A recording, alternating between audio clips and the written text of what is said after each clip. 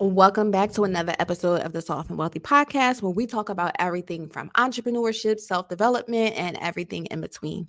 Today, we have a very special guest, and I know you guys are going to be super excited to learn this information. We have Mr. MJ Worthmore. MJ Worthmore is a multiple six-figure funded trader, best-selling author, and international trading trader.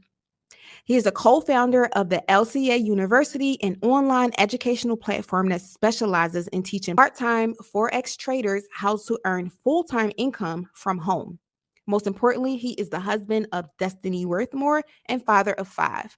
Please welcome Mr. MJ Worthmore. I just have to do a full disclaimer. I've known this person for years. We have fought in a battlefield together, going door to door selling, Comcast is, and now to see that person's growth today and what the empire that they've built for their family is just so impressive. So I knew first season of Soft and Wealthy podcast, I had to have a man on just so we can have a different perspective, because we've been having a lot of women and we've been hearing the stories and the journeys of these different powerful women, but I had to throw a man perspective in there. So without further ado, please welcome Mr. MJ Worthmore. How you doing? I'm feeling fantastic. How do you feel today? Good. So I like to start from the beginning. I'm old school. I like chronological order when it comes to people's story. Let's start with your elevator pitch. Okay.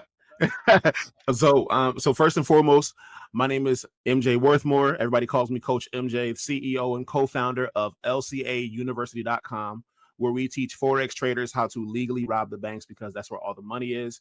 I specialize in teaching part-time Forex traders how to earn full-time incomes from home by becoming multiple six-figure funded traders and consistently pulling at least $10,000 per month from the Forex market without taking signals, paying for piss poor courses, or hiring coaches that don't perform. That's who I am. That's what I do. And that's the code that I live by. And if you are a Forex trader that's not satisfied with your results, or if you're a person that wants to become a professional Forex trader and you need some guidance, I'm easy to find and even easier to reach. Boom. Exactly. That was the elevator pitch. Yeah. I've said it thousands of times. And I'm just telling her the truth. It's who I am. It's what I do. That's it. I love it. So how did you tell us a little bit about the origin story? What created Mr. MJ Worthmore? Okay. So MJ Worthmore, the Forex trader, that man was born 3 years ago, but MJ Worthmore, the entrepreneur, the business owner, the author, that man was born realistically 8 or 9 years ago. So if I can take it all the way back there and just give you a sped up version.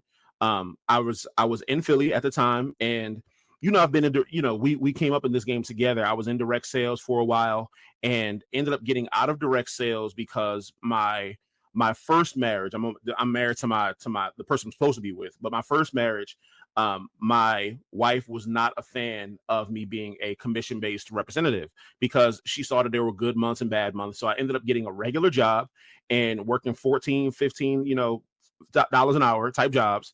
And I got laid off, from a job that was supposed to be secure because I was working for the government. And I remember getting laid off literally on a Friday. Like, I got called into an office, and my boss was sitting there with an envelope and was just like, "Hey, listen, we love you. You're a phenomenal employee. This is not easy to say, but the philosophy here is LIFO, last in, first out. And you were the last person we hired, so you're the first person that we got to let go." And just like that, my income was gone. And I remember feeling like, I have a wife and a daughter at home. Like, how am I supposed to take care of my family? Like, you literally just took away my ability to bring home a check. And it pissed me off. And I said to myself, like, I'm going to do whatever needs to be done to prove everyone wrong and make sure that no one can ever tell me when, where, or how I can bring home a check. So I started my entrepreneurial journey, and I knew I was good at sales. I knew I was good with people. I just didn't have the opportunity at that point in time. So I became a bartender. I was like, I know it'll allow me to talk to people on a regular basis, bring home cash every night, but I'm gonna learn how to get into something else while I'm bartending. So I was bartending, and then I got licensed to sell life insurance because a friend of mine who lives here in Georgia was selling life insurance and was making in excess of $10,000 to $12,000 per week. And I had never made $10,000 or $12,000 in a month. So I was like, if I can learn how to do what he's doing and at least get it half right, I'll be making way more money than what I'm making right now. So I got licensed to sell life insurance, and that really turned my life around because I started making, $1,000 a week first, then 2,000 a week. And I got all the way up to a point where, after about 3 or 4 years, I was consistently making $15,000 to $20,000 per month without stressing, like working part-time hours. I want to jump back in real quick to ask you, how did your wife feel? Because that life insurance, was that commission based as well? It was commission based, and in full transparency, when I told her I was getting licensed to sell life insurance, she wasn't a fan. She wasn't supportive of that. But when I got that first commission check, the whole language. It was like, because I had to start out like everybody else. I'm asking family and friends, can I review your policies? Can I get a referral? And my family and friends were not supportive. They didn't want to give me business because I was new to the game. So I called my upline and I was like, how can I get people to buy that I don't know? And he was like, you gotta buy leads. Like you gotta buy leads until you learn how to generate leads. So I took $250 of bill money, which caused an argument because we were already not doing that great. I spent that $250 and I got $250 leads, and I worked every lead, and I got 3 sales from those 250 leads, and those 3 sales paid back $1,900 in commission. And when she saw that $1,900 hit the checking account, it was like, game over. Everything changed. She started getting real friendly. I'm just gonna say it like that. But it was an eye opener for me because I saw I could take $1 and turn it into 2 or 3 or 5. And I was like, if I can keep doing that, I'm going to be okay. So all of the naysayers who weren't supportive all of a sudden became supportive, wanted to become my friends. But I wanted to keep going because I saw people who I felt like didn't have as much dog in them as I do doing better than me. And I was like, I'm going to figure out how to get to that level by myself. So I got to that point where I was making consistently, $15,000, $20,000 a month. And then we had something called COVID. So that actually happened. And we found out that my upline at the time, because I changed agency, my upline was a straight crook. So we were writing policies and we had to submit all of our policy applications into a company-wide CRM. He was taking the applications and he was writing duplicate applications for other carriers on that same customer, and he was funding the deals himself and running up a big bag. So I was none the wiser because I was so ambitious about getting to a bigger bag. I was operating at a 70% contract, and when he and I met, he offered me a 90% contract, and I'm like, yo, I already know how to sell. I already know how to generate leads and how to work my own leads. You gonna pay me more money for what I already know how to do? So I took the bigger contract and was making more money, not knowing that I was working with a sham artist. So when he got found, when he got caught, they shut his entire agency down and every agent in it, myself included. So I ended up getting blacklisted because of my association. So now a 15 to 20K per month income gone, and COVID, because like even without being able to write term policies and IULs, I could still do final expense. There were companies that were like, hey, we'll still let you work with us. But final expense, that demographic is people that are between the ages of 65 and 85, So the likelihood of me getting on a Zoom with somebody that's 65, 70 years old and write a final expense policy was slim to none. So yeah. So when you say blacklisted, what does that look like in the insurance industry? Like if I were to call Mutual of Omaha right now and ask them, could I get licensed with them right now? They pull up my name and my social and they'll see why my contract was terminated, and they can make the decision as to whether or not they would engage with me. And realistically speaking, they wouldn't, because every insurance company has a fiduciary responsibility to protect its customers and their identity. And the fact that there were policies that were rewritten that I submitted, right? Like if I submitted a Mutual of Omaha application and that policy got approved, but then a duplicate policy was written for, let's say, Royal Neighbors, Mutual of Omaha, they have that information. They know. And they're like, well, you weren't protecting your clients. So because you proved that you weren't willing to protect your clients, we're not going to give you the opportunity to work with us now. Did this man get put into jail?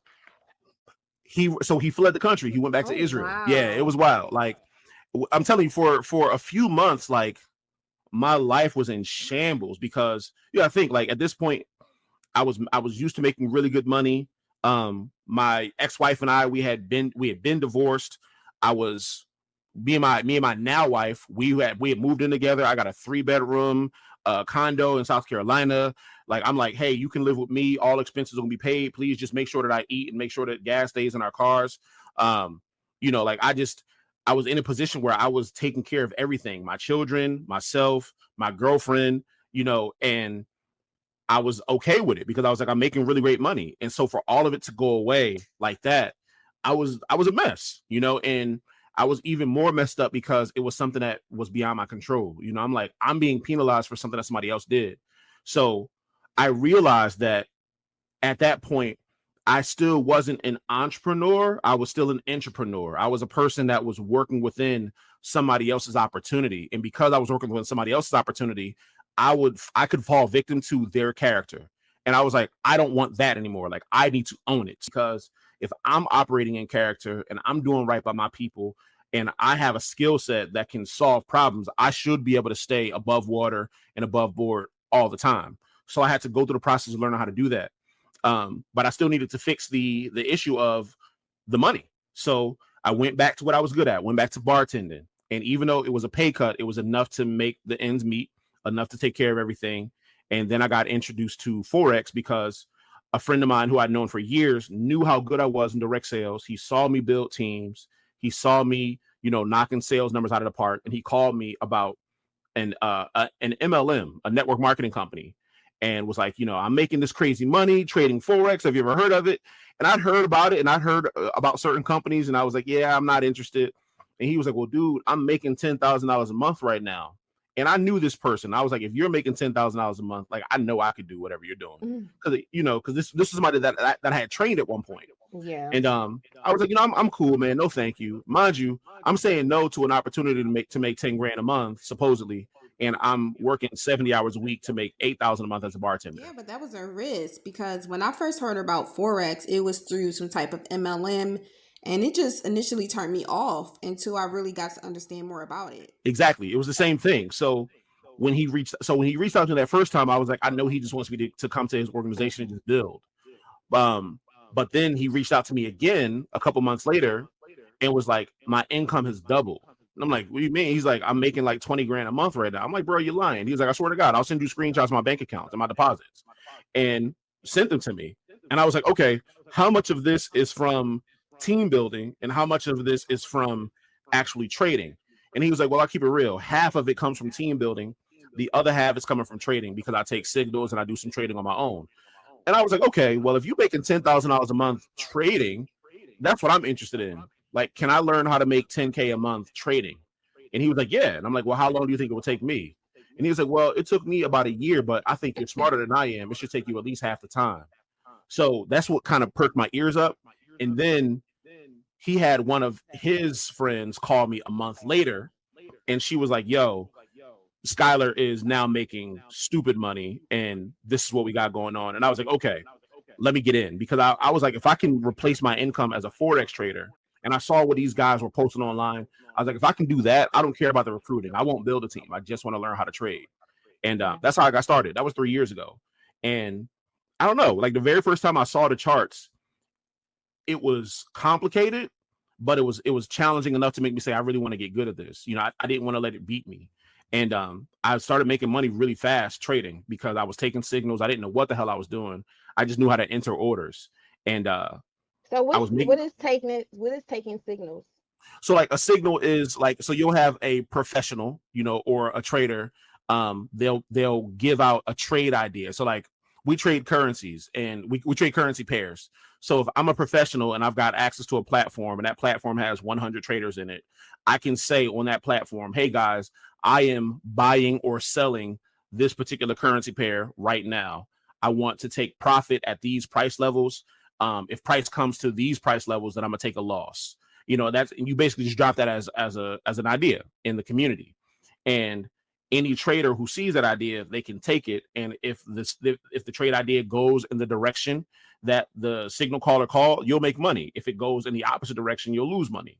So I was focused mainly on taking signals while studying. And I had one signal that I took that paid a lot of money. And I was like, damn, like, that's crazy. I made like $2,500 off of one signal in a day. And I was like, Wow. yo, So I was like, that's nuts. Like, if I can, that's $2,500 in a day. And I didn't have to go talk to nobody. I didn't have to knock no doors. I didn't have to go sling Long Island iced teas and crab legs. Like that crab legs. What kind of I was looking at, that sound like a popping bar? so you know how we got the juicy crab here in Georgia, right? Yeah. In South Carolina, where I was, they had something called crab du jour, which is basically like the juicy crab, you know. So I was working there, and to make that kind of money without having to be on shift, I was like, yo, I gotta figure this out. But then, like maybe a few days later, I took another signal, and it was a bad signal, and I risked too much on the trade, and I lost all my money. Wait, the person giving these signals, those are like high profile traders, right? Not just like regular people. They're supposed to be, but you know, because I was a part of a network marketing company, like you had people that were posing as high profile traders that were really just regular people who knew a little bit but didn't know a whole lot. Like they weren't the type of traders where they could go and potentially get a job working at a bank. You know what I mean? So it's regular people who studied, and because they studied and knew a little bit, they were educators because they were getting paid to educate and they were getting paid to call signals. They weren't necessarily making their living from trading. I make my living from trading now. You know what I mean? So the quality of the signal was only as good as the quality of the trader. And if the trader was just somebody who just went through a couple video courses and then wanted to call himself a pro, you subject to take losses. So I took one signal that, and I take responsibility for the fact that I put way too much risk on the trade, because in trading, you control how much you risk, right? And I bet the house. You know, it was like, oh man, like the signal he called a couple days ago was a banger. So I know this one gonna be a banger. So I'm trying to have another $2,000, $3,000 day. Empty my account, whole account gone. And I was salty, and I was, you know, I'm competitive. You know, I don't like to lose. So outside of the fact that I was pissed that I lost all my money in my trading account, I had to explain that to my now wife. Like, here's why my trading account's empty, because I leveraged too much and because I took a bad signal. I was just like, I'm not going to take that sitting down. So I'm going to learn how to trade from the best of the best, because I wanted my money back. You know, of course I wanted to learn how to make money without having to go to work all day every day, but I wanted my bread back. So wait, let's rewind, because first you were making all this money, and then life was good, and then you know you got in fire with your upline with that, so that kind of tarnished everything, and then you went back to a humbling state of like, now we're just making money to get by, which is by the way the entrepreneurial journey that nobody talks about. Nobody talks about it. There's a lot of entrepreneurs out there doing Uber, Amazon Flex, bartender. These are people that probably just came from making six figures, especially in Atlanta. Yep. And and now you're at this place where you're like, you know what, I'm gonna trade Forex. How does that look in your personal life? Like, was she your wife now, or your girlfriend? Did you guys have any extra kids at this point? Like, how did that amount of risk, because trading sounds risky to a lot of people. So how did that look personally? So it was, well, so what she, at that point in time, she was my my girlfriend. I didn't propose to her until we moved to Georgia together, but like in South Carolina, we got pregnant with my son, MJ Jr. So when I started learning how to trade, MJ Jr. was only like 4 or 5 months old, you know, but she saw the opportunity the same time that I saw it. And she knew that I was a numbers guy. She knew that I was a finance guy, because when she met me, I was selling life insurance. I was always working with numbers somehow, some way. So she had faith in my ability to become a good trader even before I did. So she was like, I think you should take it seriously and not, you know, just be a guy who's taking signals. I think you should really take it seriously and become an elite trader. Come on, wifey. That's what I'm talking about. No lie. I can look anybody cold in their eyes right now and tell them, like, I am becoming who I am, and I became who I became because of who I'm with. Like, any man that's like, yo, I'm trying to become a better version of myself, I'm gonna first ask, like, what's your life with, what's your relationship with God like, and what's your relationship with your woman like? Because if your relationship with God is tight, and you got a good woman that is 10 toes down with you, like that's the secret sauce. You know what I mean? Speak it. I see the difference in my marriage now from my first marriage, because like my first wife was so super skeptical about everything.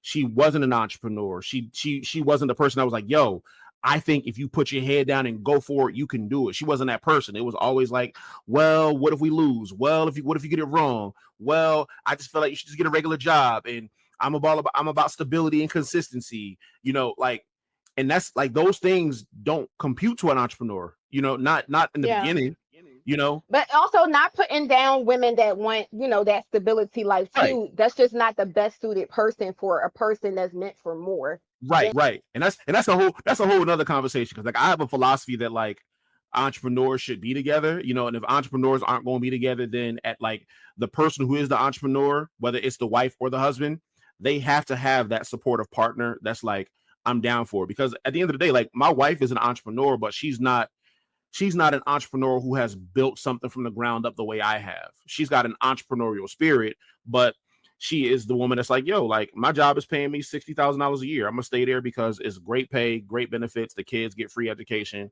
Like, you go ahead and you build the 7-figure empire, and I got you. I'm behind you. Did you eat today? Like, and you got to have a partner like that if both of you are not entrepreneurs. That's just my opinion. I agree. Yeah, like at that point, she was hella supportive. She was like, yo, go for it. And even after taking the losses and losing the money, she was like, all right, like, don't moan about it. Excuse me, am I allowed to say that on this podcast? Cool. She was like, get back on your 10 toes and let's get right back to it. Like, it ain't kill you, so get it back, and having her even at that point in the beginning stages was pivotal to who I became, because she saw it. She saw the vision even before I saw it. She saw the potential before I saw it. So the fact that she was like, I'm down, and I'm giving you the blessing to get after it and really go for it. That's what allowed me to stick and stay, where most people quit. And she was like, don't quit your job, don't quit your job to dive into this 2 feet in. She didn't quit her job. We both kept working, and we both kept investing in knowledge. And she saw me starting to take off, and she was like, yo, like, go for it. And once she saw trading was actually making the kind of money that was able to replace my income as a bartender, she was like, yo, I think you should go all in now, because you've proven that you've got the skill set. You've proven that you've got the risk management. You've proven that with wins and losses included, you can still make money. Plus, people were asking me for help, and I was charging those people to coach them, So you were already coaching while you were still working. So you really waited until your business was 100% looked like it could be sustainable before you took the leap to just go full time. Yes and no, because like so what was happening was the hours and the amount of money that was coming in weren't making sense, right? And I think that's the point where entrepreneurs, that's where people have to make a decision, but it's got to get to that point in your entrepreneurial life before you make a leap. So bartending, we moved to Atlanta, right? Because we know, entrepreneur Mecca. We moved to Atlanta, but in Atlanta, I took another pay cut. I wasn't making $8,000 a month as a bartender in Atlanta. I was only making like $5,000, and she was now making more money than me from the job perspective. But I was trading, and trading was making up the difference. And I was posting my results online and posting my entries and stuff like that. And people were starting to reach out to me. And then bartending started slowing down, like they were overstaffing my restaurant. So shifts were getting cut. So I kept seeing declines in my bartending income. And I wasn't trying to keep going looking for jobs, because I was like, I'm figuring this trading thing out. And I went to work one day, and I left that shift, and I only had made $67 in tips. It was that slow. And that night, somebody had sent me a message on Facebook and was like, hey, can we talk? Like, I've been seeing your results with trading. I want to know if I can get your help. And I was like, yeah, I mean, let's talk tomorrow. And he was like, man, if we could talk tonight, that'd be great. So I took the call that night, because I got up, they had cut me. They had cut me at 7:00. So it was like 9:00 at night, and I'm on the phone with this guy, and he's like, yeah, if you could work with me, man, like that'd be great. How much do you charge per hour? And I was like, I've never really charged per hour. And I was like, I mean, I can do an hour session with you once a week, and let's do 12 sessions for $250. He was like, yo, yeah, let's do it. And I was like, okay, I just made $250 like selling coaching, and I made $67 at the job. And I was like, all right, let me figure that out. So I started putting myself out there. People were asking me, and I kept raising my prices the more people were asking me for help. It finally got to the point where my calendar was so full with potential people, I couldn't even afford to go to work. It was like, yo, if I go to work, I'm gonna miss this money. So that's when I was like, all right, like between my trading and the fact that my calendar's full, I don't know if I should go to work. And like I was in that place, and I'm not trying, not trying to be sappy or nothing like that. But like the day it hit me, I was supposed to go to work, and I went to go walk to the door, and my son, who was now walking at this point, my son walked to the door and stood in front of the door and held his arms out like he wasn't trying to let me leave. And I'm like, MJ, buddy, like daddy's got to go to work. And he just stood there. And my wife was sitting on the couch behind me, and she was like, he misses you. Every time you leave and you come home, he's asleep. He misses you. And he stood there with his arms open. And I'm like, and Jay, no lie, I can't even think about it without getting emotional. Like I picked him up, to give him a hug and kiss and everything, and he wrapped his arms around my neck. And mind you, like my baby's 1 at this point. Wrapped his arms around my neck and squeezed, and I just broke down. I just cried, like I wept, like I ugly cried. I was like, I can't do this anymore. Like I can't be home with my wife. I'm leaving my son. It didn't make sense. Like when I tell you, I cried all the way to work. I got to work and was a mess. My boss was like, yo, you cool? And I was like, I can't do this anymore. I can't. I got to figure out a way. And mind you, I used to trade when I was at work. So if it was slow at the job, I would trade on my phone. And I had entered into a trade the day before. And I remembered that I was in the trade, and I looked, and the trade was up like a stupid amount of money. And I was like, yo, I'm out. And I closed the trade, took the profits, and I was like, I quit. And I literally typed my resignation letter right there on my phone and emailed it to my boss. And he came out, pulled me to the office, and was like, seriously? And I'm like, yeah, seriously. And he's like, trading? And I'm like, yeah, trading. And he's like, all right, well, I mean, can I get you to stay for 2 weeks? And I was like, I'll finish my shift.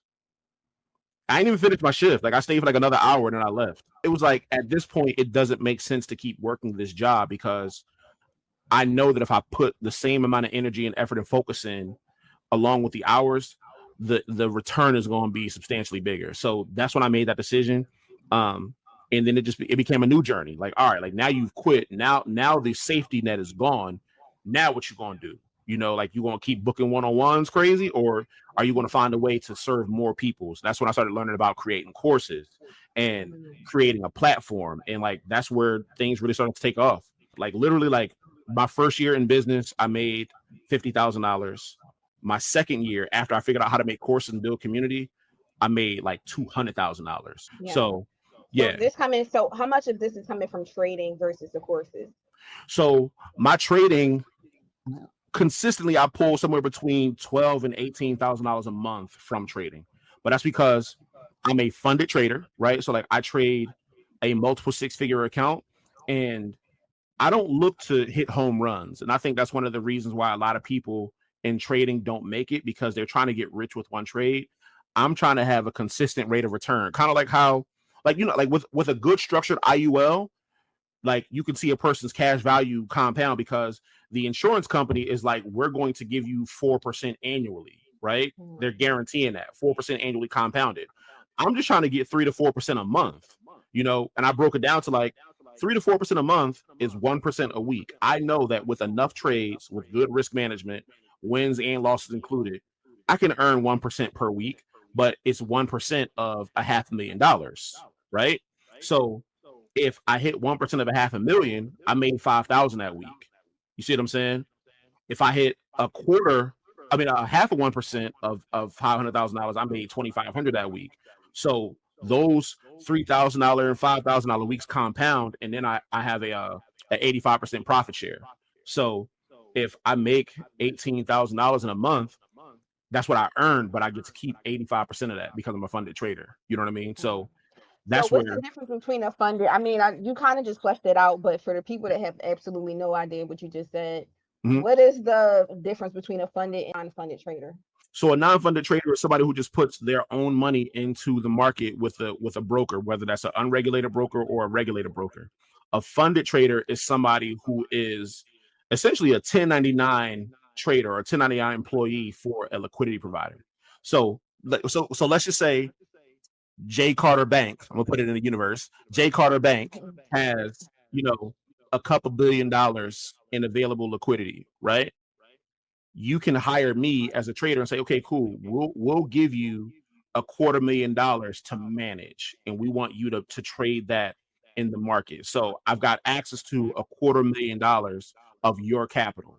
Now, with proper risk management, and of course skill and knowing how the markets move and things like that, you're just looking to get a leverage return on what I earn. So if you give me access to $250,000, that's 250,000, and I have a 1% return that week, I earned 2,500. You can say, all right, cool. Of the 2,500 that you earned, we let you keep 2,000. The other 500 stays in our pocket, right?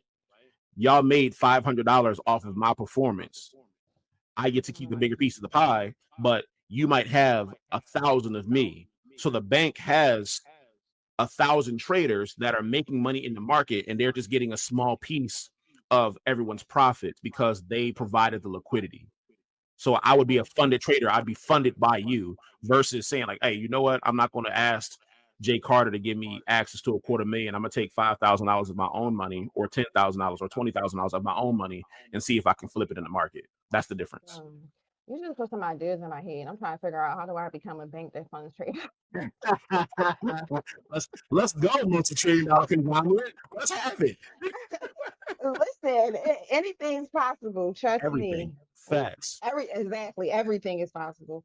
Facts. Okay, so we know a little bit about like your story and the build up to here, but what would you say is like the biggest lessons outside of maybe is the time with your child when you're realizing that you have to take more control of your time equity? Is that like kind of the pivotal moment in your life, or was it other situations that happened that was just like a big lesson for you?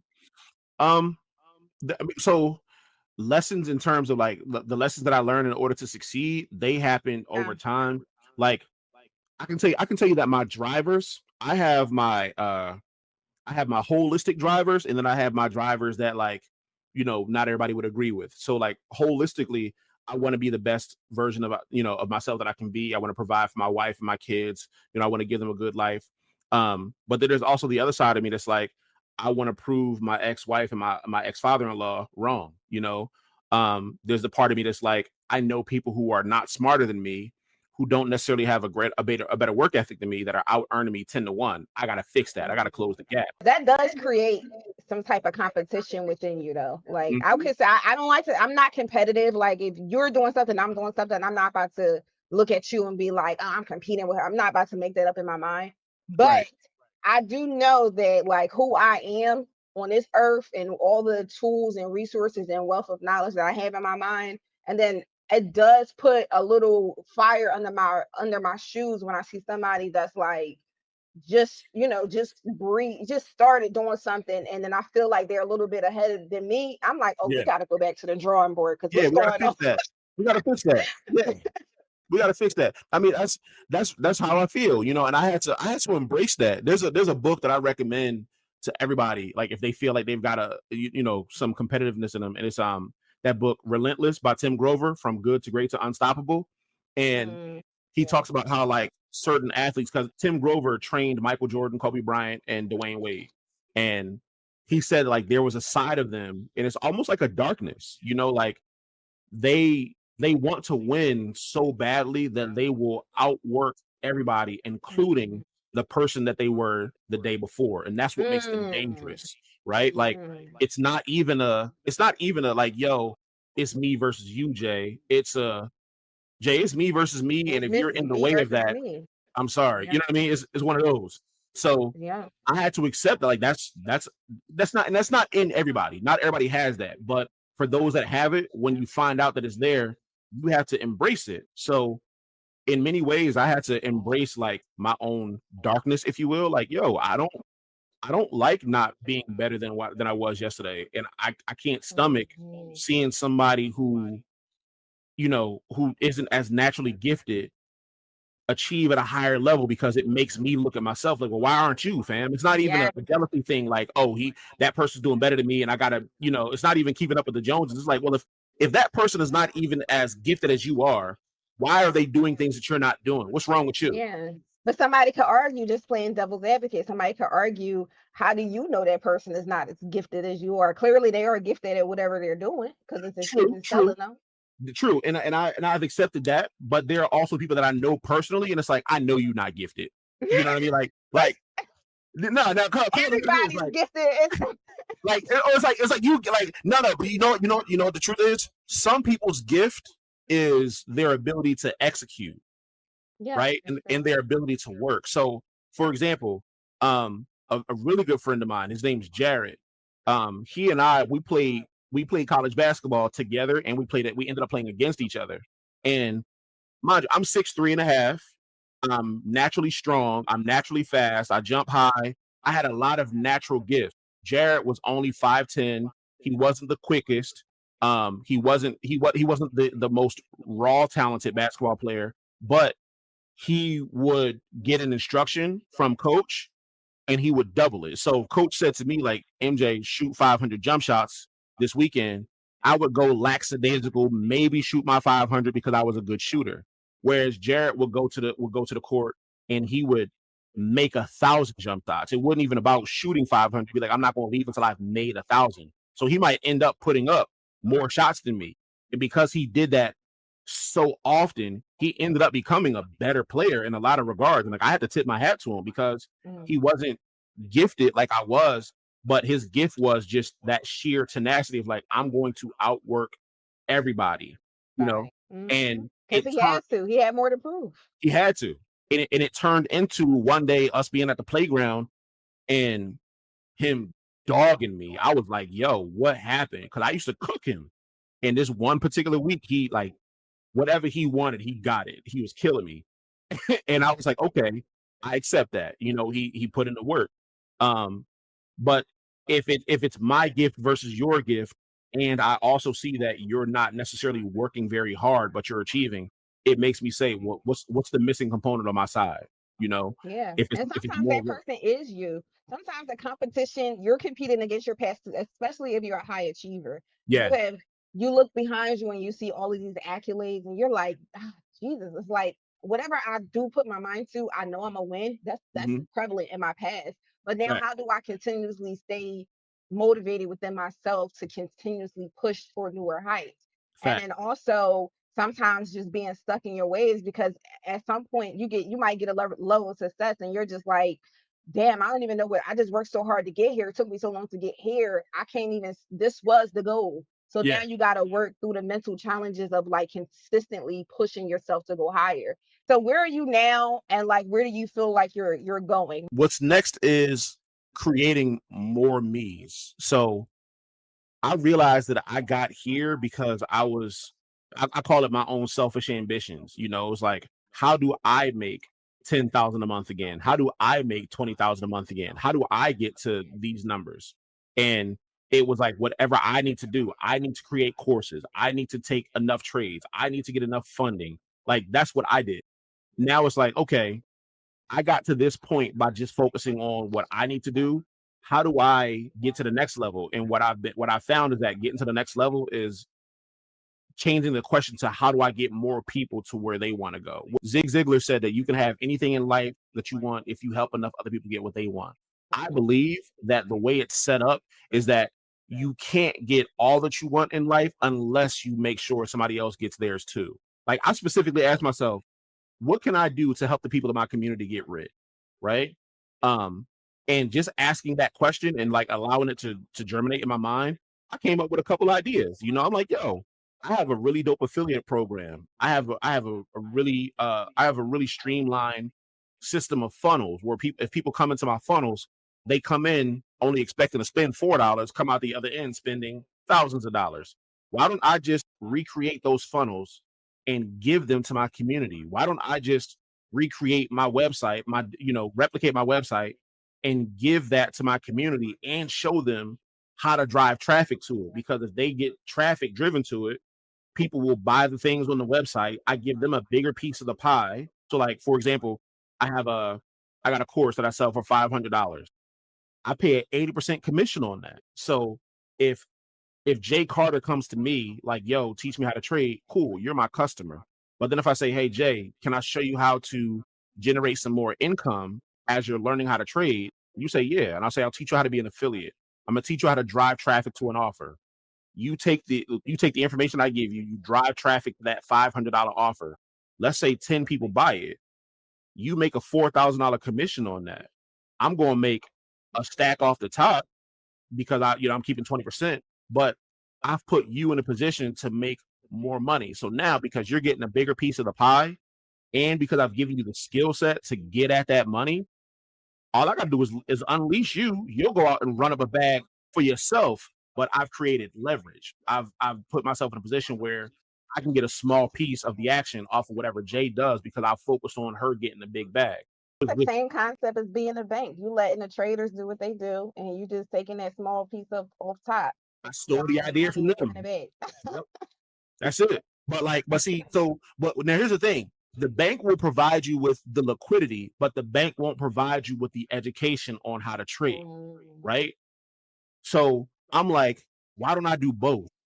Why don't I provide you with the liquidity, the asset, the information? Like I'll provide you with those things, but I'm also going to show you how to work it. I'm going to teach you the game so that way you're not a slave to me. I'm going to give you all the game to make sure that you don't mess up. So all you have to do is go execute. If you go execute and you start seeing big paydays coming to your bank account, I can't stop you from running out and making that money, So I think as I focus on building that and making that the crux of my business, I think that's where we go to 7 figures. One has to buy into that access because they have to buy into the information first and then have the option to become an affiliate of the program. Right. And I think so I made that a non-negotiable contingency because you can't, in my opinion, you can't represent something with integrity and with enthusiasm if you don't own it and you haven't experienced it. So like if someone said to me like, yo,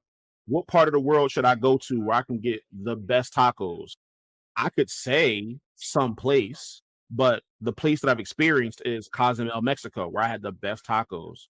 So I can tell you about Cozumel, Mexico, and I can tell you about Casa Azul, Mexico, because I've been there and I've done that. I can't tell you about anything else with integrity. Otherwise, it's just it's a suggestion, but it's got no grounding. You know what I mean? So what if I send you somewhere that don't work? Just want to throw that out there. Mexico is like my second home. I'm looking for places in Tulum right now. See, everything's better. You talking that language right now. But that's it. I'm like, you got to own it in order to affiliate for it. And if you want to affiliate for it, own it and have an experience with it. And I'll teach you how to make your money back by affiliating for it. Like the minute you pay, you start paying attention. I'll be honest with you. You have some of the highest affiliate payouts I've ever heard anybody even say. So I can't imagine how. I'm proud to hear that. Yeah. I mean, you give a very high percentage, and that's rare. I mean, I've heard 30%. People get excited about 30%, 40%, even 50-50, but you said 80%. That's amazing. So I got that from my mentor. I think there's a difference between information seekers and solution seekers. And solution seekers are typically willing to invest more because they're trying to close the gap faster. And, success loves speed, So like, if I'm the person that's like, look, my business is capped at $30,000 a month right now. I can either buy a bunch of books for $10 and $15 and $20 and read all the books and do all the testing, or I can find the person who currently makes $100,000 per month and say, what are the answers? The person that's like, yo, like I want to solve this problem. That's the person that I get on the horn with. And those are people that really just want to know, do you have a process and do you have some type of risk reversal before they part with their money? Because money's not the issue. So if I say to somebody, I have a specific step-by-step process to get you from where you are to where you want to be, and I offer you a results-based guarantee, and because I offer certainty and I'm going to be with you until you get there, this is why I charge premium prices. They're willing to pay those premium prices. You said that I wanted to highlight is that you reached a level of a success where you are coaching others successfully, where you have a whole university and you have a high ticket program, but you still pay top dollars for mentors that are higher than you. And Absolutely. That's very important. That's very important. Absolutely. You have to, because there's something called the law of the lid, right? And it's something that John C. Maxwell talks about, where people cannot exceed the height that you've reached. So if I want to help people get to a new place, I have to go further, right? So like if they say that the teacher's ceiling should be the student's floor, right? If I want to push you higher, I have to go higher. Because if my ceiling is your floor, you can only go one way from there if I go that direction. So I keep pushing myself to make sure that the people who are with me have no choice but to level up. You don't have no choice but to get better. You know, if I'm like, hey, listen, also, this is something that somebody taught me a few years ago, that people will only do half of what you teach them how to do. Right. So if I'm making $10,000 a month and I give you the exact blueprint to make $10,000 a month, you probably gonna make 5, because most people only do half what you tell them to do. So if I want to get you to $10,000 a month, guess what I got to do? I got to get to 20. Because if I teach you how to get to 20 and you do half, now you're at that 10. But why am I not at 20? I'm not at 20 because I haven't paid for the information. I haven't learned how to do it. So I have to raise my own lid to take myself up a level to force you to get up another level. That's why I keep doing it, because I'm like, if I keep pushing myself, the people who are with me will come whether they want to or not. A rising tide raises all ships. So that's why I'm like, I'm gonna keep pushing. I'm gonna keep pushing till I'm at the point where the people around me, 5 figures a month is their norm, not something that they gotta stretch for. I love it. I love it. So I don't want to rush you, but I also don't want to make this podcast too long. There were already so many gems and so much good information that was shared. I just want to keep it there. Is based on your entire journey, from everything that you know now, what advice would you give to somebody that's just starting off, be it trading, be it, just trying to figure out where they want to go? What advice would you have for somebody? Ironically enough, the advice is going to come from somebody you and I both know from the very beginning, Mr. Yakub Green. Yakub said something to me.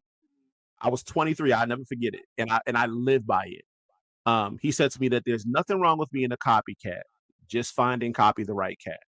And I have found that has been the key to all of my success. Like everything that I'm good at, literally everything that I'm good at, I learned how to be good at it by copying somebody who was great at it. So if you want to achieve in anything, whether that is trading, entrepreneurship, real estate, fixing credit, creating courses, doing podcasts, whatever, the very first thing that you should do is find the people, because there's more than one person. Find the people that are doing what you want to do at a high level and achieving the results that you want, and then start finding the people who are achieving the results that you want, and it looks like they're doing it effortlessly, because you want to get the shortest distance between the 2 points. Then after you find those people, pay those people. And this is not a solicitation for you to pay Coach MJ or for you to pay, Jay Carter. This is a solicitation for you to stop trying to get 7-figure game from free YouTube videos. These are made to be a catcher. That's it. Like it's literally just it's to catch a bunch of people and see who gonna have the audacity to raise their hand. Like doctors, neurosurgeons don't become neurosurgeons. I see social media posts that's like, I don't understand why people want to charge. And I'm just like, that doesn't make sense. That person has spent time obsessing over a subject, probably isolated themselves, removed time that could have been spent building relationships to learn on a subject, and you want them to hand it over to you for free. Why? What? That is, it literally makes no, like, people, an up-and-coming neurosurgeon would not go to another neurosurgeon and say, hey, give me all the game and teach me how to be a top-tier neurosurgeon and don't charge me anything for it. When that neurosurgeon who is doing the brain surgeries has paid in terms of hundreds of thousands of dollars for their education, they've paid with sleepless nights, they've paid with adrenal fatigue from all the coffee that they've drank, they paid with the emotional damage of having to isolate from their friends and family, they probably lost a relationship or two. Like these people, like people who are high achievers, and I get so lit about it. Forgive me, I get so lit about it because I consider myself a high achiever now. I know the cost that I paid. I know what I paid. Like if somebody had the audacity to look me in my face and say, "Yo, teach me the game for free," I'm offended. I'm gonna get angry because I'm like, like you don't know what hell I went through to get here. So I'm telling you to just give me a couple dollars, which is nothing in comparison to the hell that I went through, because I paid for the education and I paid in the form of losses. I lost $30,000 in the market, and I paid for $25,000. I paid $25,000 for my education. So that's 55 grand right there. I've paid in the form of arguments with my spouse where it was like, yo, come to bed. I can't come to bed because I got 2 more videos to study.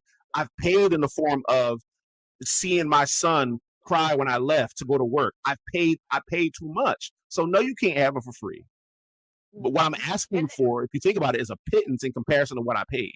Is that, or in comparison to what you're going to get? Fact. I think also, you don't pay for something and you just get the sauce, you do not appreciate it and you do not work hard enough for it. I think the real grit comes when you were selling Comcast on, door to door, and you worked your way up, and in your mind, and you had to deal with every, shift in mindset growth, and every change that happens with building a from scratch type of entrepreneur journey, your road to your first million. Yep. There's something about that like you're now on a personal pedestal that you can't be knocked off because you know what you're made of. Yep. But if you're just coming in and you just got lucky and somebody just taught you exactly what to do to start from here, you're not even really prepared to receive the level of success once you get there. You don't appreciate it, and you're probably not going to work as hard because everything already came too easy. Fact. So no, I'm not going to give you the sauce for free. I'm not. Fact. So that's what I would leave whoever's listening to this. That's what I would leave them with. I would leave them with: find the people that have what you want, or find the people that are doing what you want to do at a high level. Find the people that are getting what you want seemingly effortlessly, and pay them whatever they ask for to learn how to do what they do, and do the work with your primary word being until. Because I feel like a lot of people, they follow all of the steps except for the last one, which is working until, right? Because like there's still the gap. I feel like a lot of people feel like they find the coach or find the mentor, they pay for the information, and then they start doing the work, and because they don't get the results back in 16 seconds, they quit, right? They have like this magical expectation of like, okay, now that I got the information, yes, you're paying for the shortcut, but there's still something I believe God does to all of us where it's like the forging in the fire, where like God is like, I'm still like, yes, you paid for the information, yes, you paid for the shortest, path between where you want to be and where you are, but you still got to go through a little something, and you got to release the expectation of, okay, if I don't get $1 million in the next 90 days, I'm quitting and ask for my money back. Do the work and fall in love with the work. Fall in love with the activity, knowing that the result has no choice but to come. If I do 1,000 sit-ups a day, 1,000 push-ups a day, and only eat lean protein, fruits and vegetables, and drink mineral water, if I do that every single day, the fat's going to come off. The muscles are going to show up. They might not show up as soon as I want them to, but you can't keep doing the right things and not eventually get the result. It doesn't work that way. You just have to fall in love with doing the actual work and get so lost in doing the right work that you look up and be like, damn, I look good. When did that happen? Like, that's the code. That's what you got to do. That's the code. That's why I always tell people, you say fall in love with it, which I love. I always say you got to become obsessed with it. Like when you become obsessed with something, you're thinking about it at night. You're waking up and you're dreaming about it. When you start dreaming about what you're doing, you know the game has changed. You was in grind mode, but now you look up and things are different. Now you figured out, you cracked the code. Like you say, you stay consistent with it because you were obsessed with it. And now the results have come. One tip that I would leave is, while you're trying to focus on something, pick one thing. Like you did, you pick what you want to do, which is entrepreneurship, regardless of how that looked. You wanted to own something. And then you maybe didn't know exactly how that would look, but you knew that you wanted to be the owner of your own time, your journey, your relationship. You just wanted to own your time because that's our most valuable asset. And then so you built a foundation off of it. Like, okay, how can I work towards that? I got this good, gig over here. I'm learning this. I'm creating my foundation. And then eventually, once you had that foundation set and you knew where that income was coming from, you then started to create branches. Now I'm coaching. Now I'm doing this. Let's see how I can make other people millionaires. So like, that is the journey. That's the journey. Make a choice, stick with it, create the foundation, wait, be patient, grow. And then once that starts to look good, then start to grow your branches, but always keep evolving. Absolutely. Absolutely.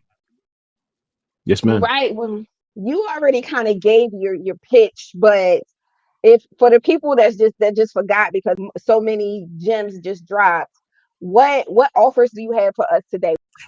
Of course, you have my social media handles, but if you just type in MJ Worthmore, if you look me up, you'll find me. But if you want to know about what it is that I'm doing and get locked in, you can go to LCA Legal Con Artist. So it's lcauniversity.com. I have let's start with the Forex traders who are already trading. I've got an offer where you can get 4 of my best trainings for just $4. But if you decided to go through my funnel and you decide to become one of my private clients where I coach you on how to become a multiple 6-figure funded trader and earn at least $10,000 per month, I'm going to cut the price of enrollment in half by 50%. So I'm gonna give you a 50% discount on my best programs. As a matter of fact, let's just do this, Jay, if it's cool. Let's just do one coupon code where they can go and get whatever they want in my back office for 50% off, and they just got to use coupon code J Carter. How about that? Hey, listen. So if you ain't getting nothing else, you got that coupon code. So don't think they tune in for a reason. So J Carter, JAYCARTER.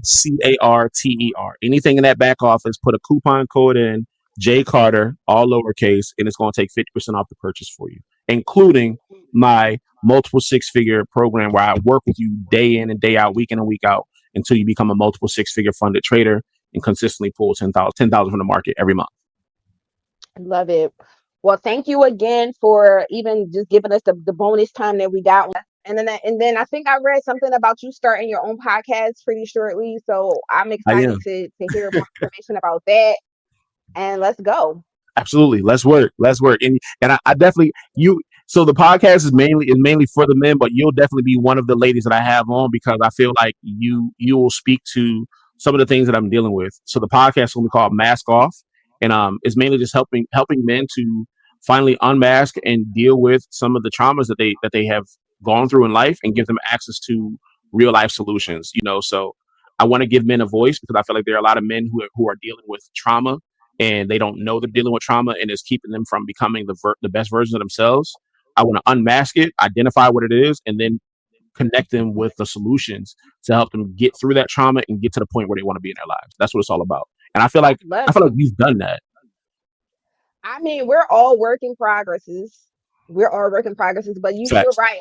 Coming from where we come from, usually from Philly, just growing up really in the toughness of it all, in the war zone, basically. Right. And dealing with traumas that come with every stage of that. And then, making a choice to continue to excel in life when there's nobody around you that may support you.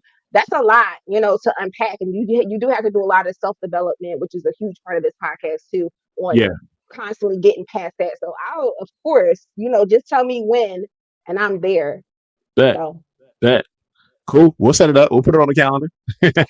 Always ask everybody, what is your idea of soft and wealthy? I should have asked you this long ago because sometimes this conversation goes a little long, but just quickly, what is your idea? Because the name of this podcast is Soft and Wealthy. And most people think, okay, that's like a feminine podcast, especially when you see the brand. And to have you on here just totally throws everything off. But when you think about soft and wealthy, what do you think?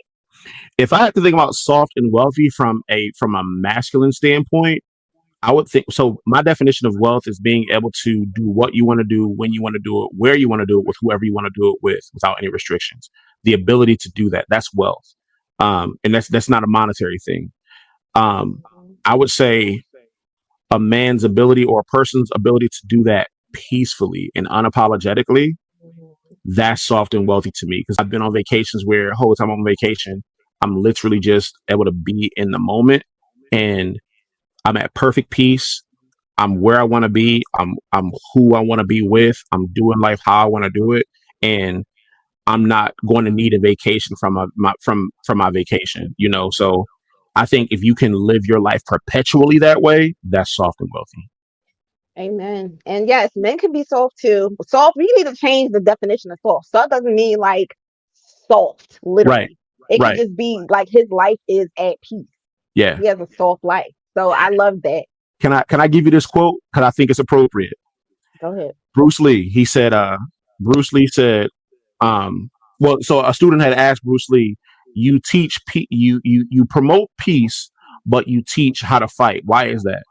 And he said, I would rather teach people how to be warriors in a garden than to have gardeners at war. And I think that's really like where I strive to be in my life. Like I'm down for the action. Like if you step into my house uninvited, like you're not leaving. But I like to live peacefully enough where my baby girl feels comfortable walking up to her daddy and laying in my arms and going to sleep. You know what I mean? Like I don't want to be so much of a savage that like I can't have my little girl lay on my lap and feel comfortable with Big Daddy the bear, you know? So I think that's really where, especially men should be in that place where like, I can and I will do anything and everything to protect my family, including end you, but I'm living chilling peacefully and like, it's all good over here. That's where I think if more men strive to be on that space, we'd be in a better place. Well, I can't wait to hear your podcast, buddy. When does that come out? So we're launching Mask Off the second week of February. Right, next year. Yep, got to, because I want to do it right. All right, I'm going to wrap this up. Thank you for tuning in to Talking Wealthy. I'll see you guys. Well, if you guys are just listening to season 1, go ahead and hop over to the next episode. We got a crazy guest that I know you're going to pick up amazing gems, and I will see you there. Signing off. Peace.